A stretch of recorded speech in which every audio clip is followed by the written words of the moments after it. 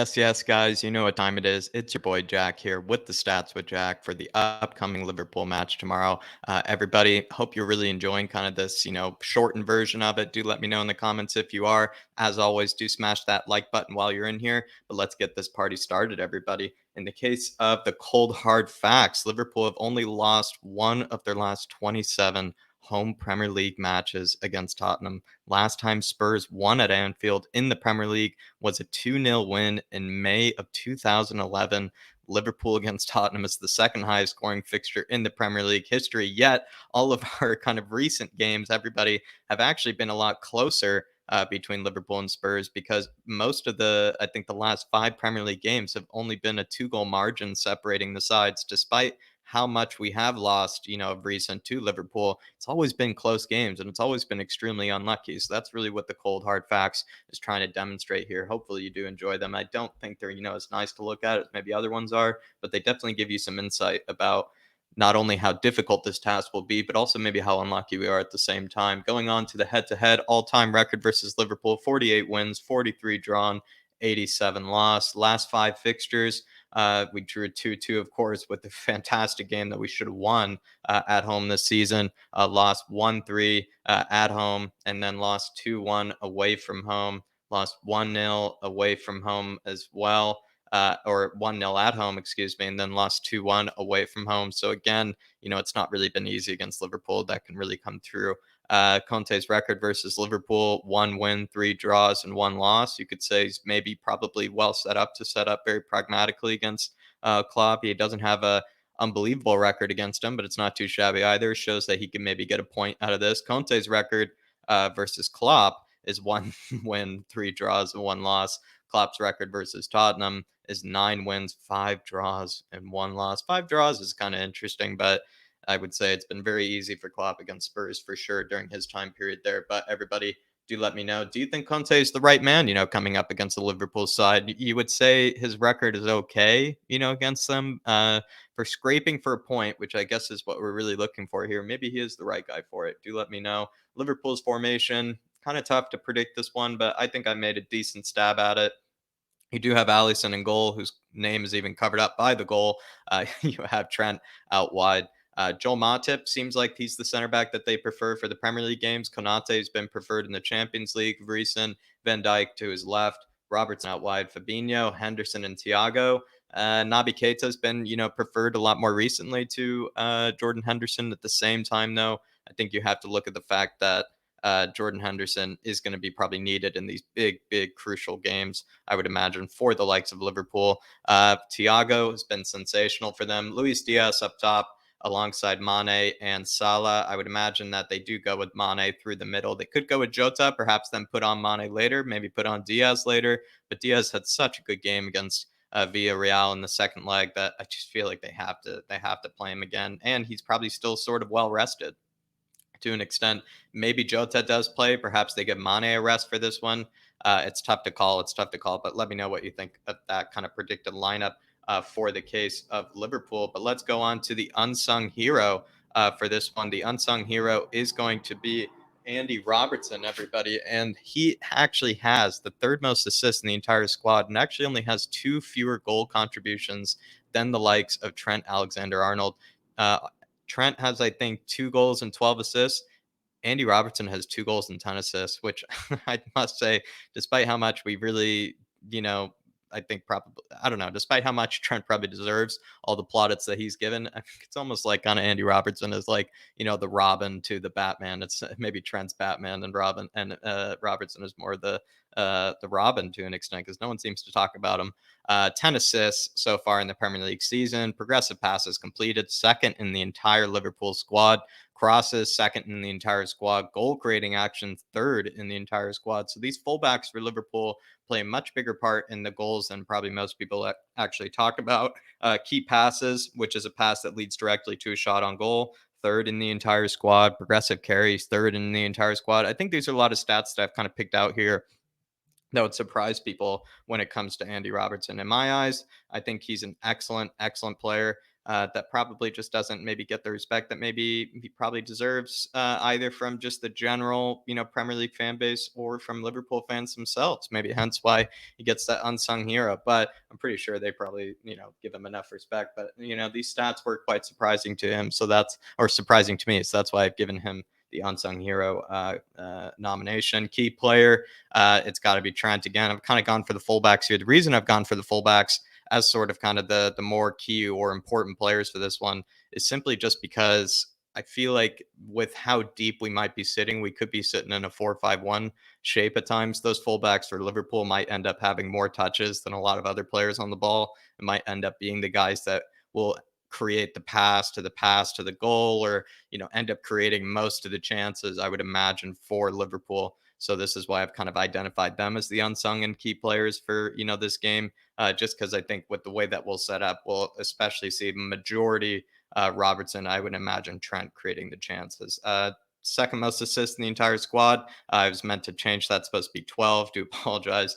Goal creating actions. He has this second most in the entire squad with 17. Tackles and interceptions. He actually has the most in the entire squad. Probably has to do with the way that Liverpool play system in the system. I don't really feel like he is the best defender in the squad by any means, but interesting that he does have the most switches of play, the most in the entire squad with 178. That is a huge margin as well. Passes into the penalty area, the most with 79. Progressive passes, he has the most with 251. I mean, Trent is by far their best creator on the team. I know they have Salah, Mane, Diaz, but if you're really thinking about it, he is kind of the number 10 in that sort of squad. So if you kind of take away Trent, if you take the threat away from Trent, I think you do take a huge, kind of how do you put it? Maybe like sort of kind of gear and Liverpool's kind of mode, or it's a huge kind of function in their kind of attack is that Trent threat. So if we're able to isolate him, if we're able to stifle him, definitely improve our chances of getting a result out of this. But those are the unsung and key players for this one. How do Liverpool attack? We are going to be looking at Diaz as a certain kind of threat, especially the way that he cuts inside. In this one, it's kind of just Diaz, picking up the ball with a bit of space. He loves to come out wide in these sort of areas, and he can, with that ability to cut inside. He plays that sort of no look pass every time, and it can actually probably, cause, players like Spurs, a bit of trouble, especially if we haven't done our homework on him. The way that he cuts inside like this causes a lot of trouble. He could play that sort of diamond behind to a player like Mane, and it ends up maybe turning into a goal. Definitely somebody I would look out for. Was red hot form against Villarreal. Actually, just probably won them the game in itself. And Villarreal were in a great position until Luis Diaz came on, and he changed the whole premise of the game. He is a class and quality player. Certainly a great pickup by them. So I definitely would say these sort of areas where he picks up the ball can really cause a lot of damage and really can make life difficult for us. But Luis Diaz, that is certainly one of the threats for this one. The other one is going to be Trent in sort of those wide areas, anywhere in and around the 18-yard box. He's going to be an absolute threat to us because he can put a ball in. He can even, hit one from distance. He can maybe play a slip through pass. I think he even has the most through balls in the entire squad. He really is like an absolute sensation, I must say, for this team.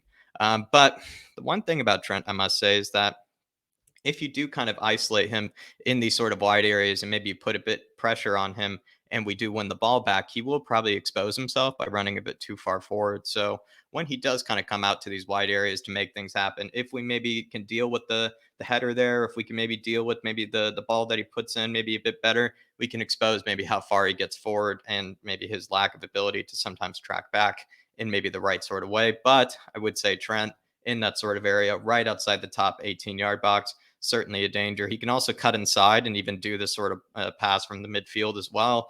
He's not just limited to the wide areas, but Trent, certainly a huge threat, as always. I'm not sure it's a big surprise, especially that back post cross that he can put in there. It's so dangerous, everybody. It's so deadly.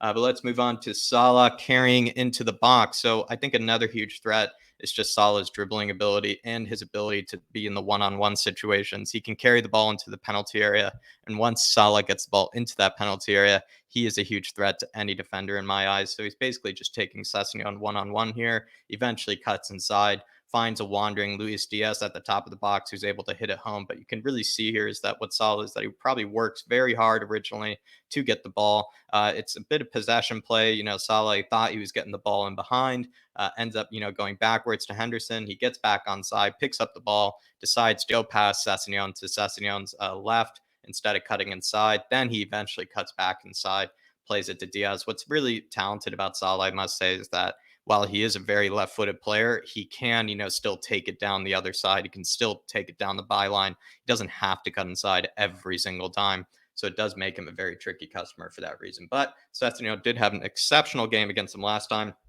Let's see how he does this time. But Salah cutting inside, Diaz cutting inside, always huge threats, of course.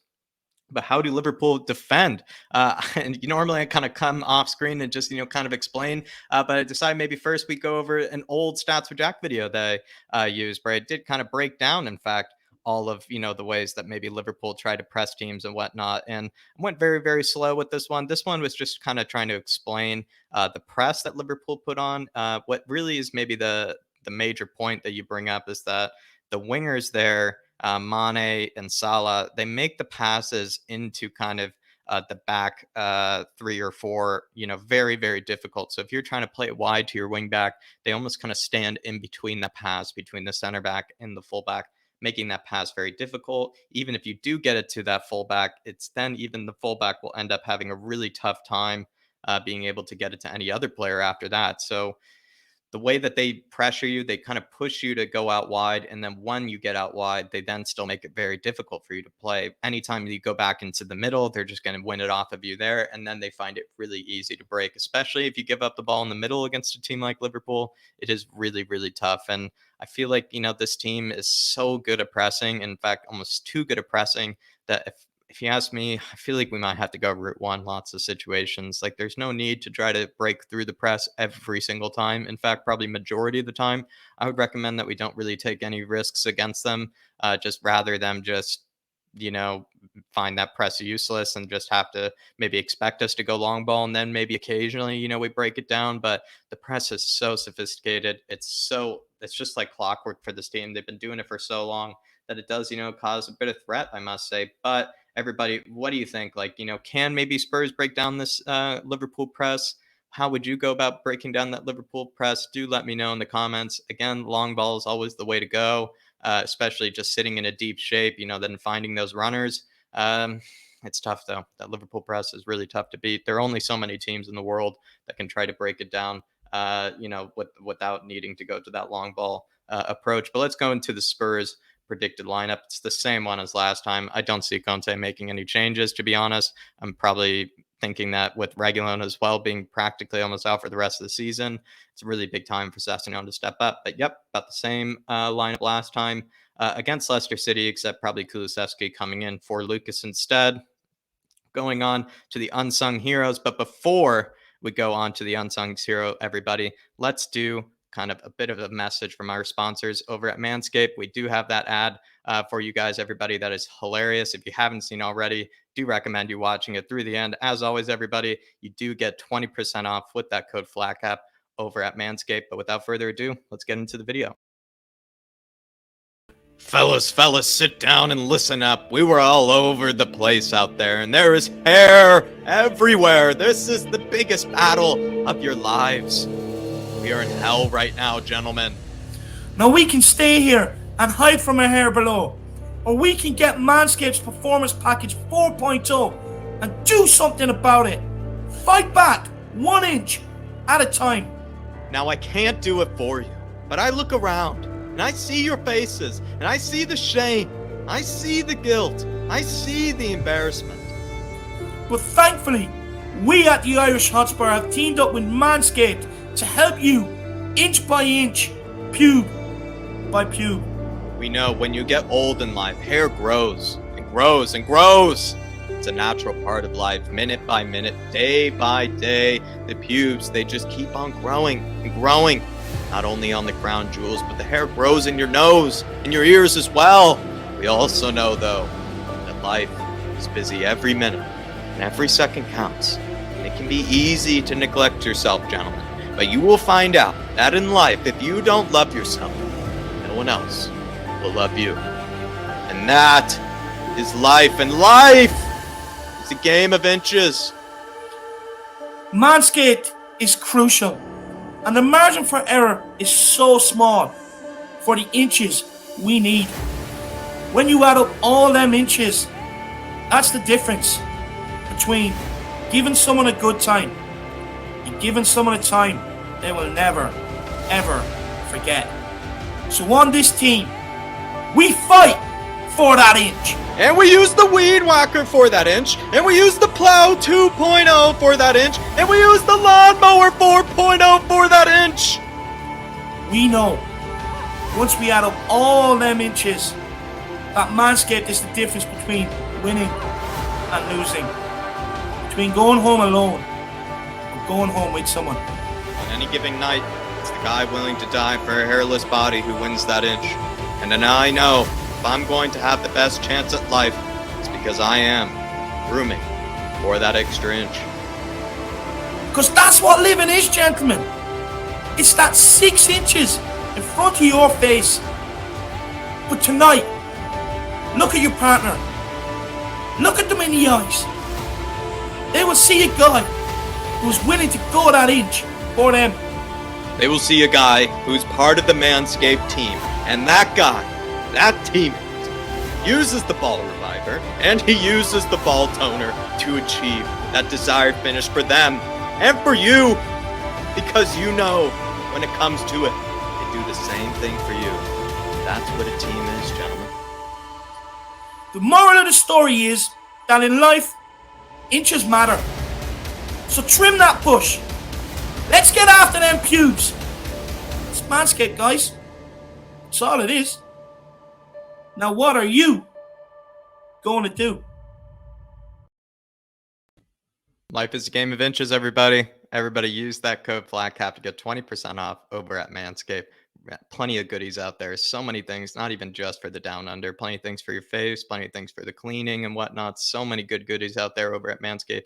Use that code FLATCAP to get 20% off from the Irish Hotspur. Thank you very much, Manscaped, for sponsoring this episode of the Irish Hotspur. But let's move on to Romero here, everybody. And he is going to be the unsung hero. Is he really an unsung hero? Probably not. It's just I do Højbjerg so many times that you guys are probably getting sick of me. Tackles and interceptions. Think about actually just before I break down these stats, Romero has so few minutes played in comparison to some of his counterparts like Eric Dyer, Ben Davies. I mean, he barely has played nearly as much. I think he's played probably almost half as many minutes as like even Højbjerg has played this season, and his stats are pretty high up there. And some of the ones that I brought up here, despite his ranking in the squad not being very high, the reason I've included these because I think these are all elements of his game that he helps us out a lot with. Tackles and interceptions, second most in the entire squad. Passes made under pressure, fifth most in the entire squad. That's what I think he's been bringing more recently. He's been a lot more dynamic and progressive on the ball than any of the rest of our center backs. And considering how few minutes he's played in comparison to the rest of our center backs, the fact that he is fifth in the entire squad with passes made under pressure just shows how good he's been on the ball. Passes into the final third, ninth. Progressive passes, 10th. Ball recoveries, third. That is a really good sign how high he is in the ball recoveries and yellow cards first. He's taken a bit of the load off of Højbjerg in terms of the yellow cards this season, which is good to see, especially Højbjerg did need a bit of break from, doing kind of the dirty work, and Romero is happy to do it. But all those kind of stats right there, I know maybe his rankings aren't so good at that, but again, you kind of look at kind of what those categories mean, what they kind of do with, when we are in possession, he brings that to this team. And especially when we're under pressure against Liverpool, he will be that guy picking out the passes, I think, maybe more than maybe other players might in that back three. So Romero, certainly a fantastic player for us. Maybe not an unsung hero because we all love him and worship him, but definitely been probably a bit unsung in terms of his possession play this season. I think a lot of people haven't noticed that, how good he is actually in possession for the squad. Let's go into the key player. It always is Sonny. It always has to be Sonny. Occasionally we'll switch it up to Kane, but it has to be Sonny. Goal contributions first in the entire squad with 26. Key passes completed first. That is a pass that leads directly to a shot. That is, again, a huge indication of Sonny is so much more creative than people give him credit for. Again, that shows with him being the most passes into the penalty area per 90 and in the squad. Shot creating actions, he has the most kind of chances created of any player in the squad. Carries into the penalty area, he has the most. carries into the final third. He has the most. He's just been incredible, especially that ball carrying ability. We will look at actually in the next slides here, because we're going to talk about how can Spurs win this game. And the first one here is going to be Kane getting us started. It's the same thing as last time, where I want Harry Kane, everybody, to get us that goal, to maybe take the pressure off, to maybe, uh, give us that, bit of breathing room, or even just take, a bit of the nerves out of the game. And we want him to do it in maybe the first half. You would want him to find, some sort of a goal in any kind. We're going to make this one a bit prettier than it normally would be. Kane kind of gets in behind after a bit of hold up play, and then gets chased down by Van Dijk. Van Dijk thinks he's going to go shoot with the left, pulls it back onto his right, and just slots it past Allison in between the two of them. But Harry Kane, something similar to Leicester, and we actually spoke about it on Stats with Jack, and I want him to do it again, was want Harry Kane to get that goal almost against the run of play, get that goal when you need it most, right in the beginning of the first half, especially maybe when things aren't going our way and we're given that one chance, to get ahead in the game. Want Harry Kane to be that guy, to be able to take that chance and be ruthless about it. Same lesson applies to Son here. But Harry Kane didn't exactly have a great game against Leicester City, but he did actually put that first goal away, which did set the tone for us and put a lot of breathing room and a lot of space between us and Leicester. It's exactly what I want him to do again against Liverpool. So can he pull that off again, like we wanted him to do last time on Stats with Jack? I'd like to think he can, but certainly let's continue that theme with Harry Kane, doing that sort of, kind of just getting the goal, even if he isn't playing well, just getting that goal to put the pressure, off of the players and help us get out of this. But just an old, kind of video as well. We did that old video with how the Liverpool defense look. This is an old animation of, kind of Harry Kane being that hold up man for us in certain moments when we need him. And he plays that beautiful pass in behind for Sessegnon. Eventually plays Bergwijn. That could easily be Sonny when you think about it as well. But yeah, ping pass into Harry Kane, loses the likes of a Henderson, able to pull it down, and then plays in behind the likes of a Sessegnon, cutting almost kind of inside or making that run in behind. But move on to Sonny here, and it's the same sort of lesson here. We want Sonny to continue on this ruthless streak of finishing, where when he is given that chance, he puts it away. And Sonny has been probably the best at that this season, at being absolutely clinical and ruthless this season. Hasn't even had that many shots on target, but with how many goals he scored, it just really proves, his clinical nature. A bit different though this time though, is that the animation I decided to go with was actually one that led to maybe Kulu kind of scoring. And maybe what we're going for here with Sonny, in fact, is once Sonny picks up the ball here, we want Sonny to be that guy who drives through the midfield, who drives into the final third. We saw all those stats that actually showed how Sonny is actually a lot more creative than people give him credit for. This is what we're going for, I think, on this animation. Is we want to see Sonny be a bit more creative, or actually prove his creativity. I think he has been incredibly creative for us, but that's what this animation is trying to show, with that progressive carry, with that carry into the final third that eventually slips in behind Decky, who is able to slot it home. But everybody, I think Sonny's been a lot more creative than people give him credit for. So do let me know. The stats show it, and I think a lot of probably his highlights from this season would probably show that as well. But Decky on the break, this is another one here where if we do find, that space on our right hand side, maybe from like an in swinging corner kick, maybe from kind of just a cross from a deep area like Henderson put there, if we're able to find maybe Decky as that outlet, we can lead on a good break. He doesn't, have that pace immediately, but once he gets running, once he gets going, he runs like an absolute horse, and he runs with a ton of momentum as well. He's able to find Kane. Kane's able to hold up it, give it to Sonny. Sonny originally, I think, there is going to go for goal, but ends up getting caught up with by Matip.